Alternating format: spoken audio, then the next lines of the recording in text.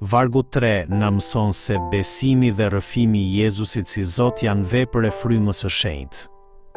Askush nuk arrin të besojë në Jezusin vetëm me vullnetin ose aftësinë e vet. Është fryma e shenjtë që vepron në zemrën e njeriut, duke i dhënë besim dhe duke e çuar atë ta rrëfejë Jezusin si Zot. Prandaj, ai që ka frymën e shenjtë nuk mund të thotë, mallkuar qoftë Jezusi.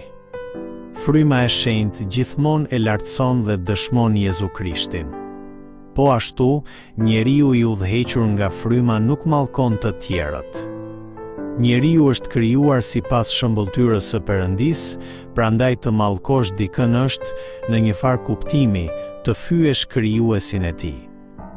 Fryma e shenjtë na drejton gjithmonë drejt dashurisë për Perëndin dhe për të afërmin. Teksti thekson se në kish ka dhunti të ndryshme, forma të ndryshme shërbimi dhe veprimtari të ndryshme, por burimi i të gjithave është i njëjti Perëndi. Dhuntit janë dhurata të hirit të Perëndis, prandaj askush nuk ka arsye të mburret me to.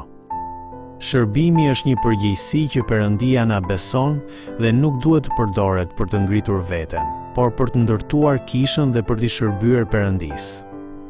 Edhe veprat dhe aktivitetet e ndryshme që zhvillohen në kish nuk burojnë nga aftësitë njerëzore, por janë veprimi i Perëndis përmes frymës së shenjtë.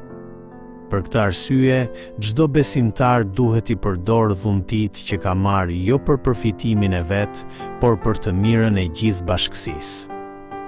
Në fund të fundit, thelbi i veprës së frymës së shenjtë nuk qëndron në fenomene të veçanta apo në vetë fuqinë.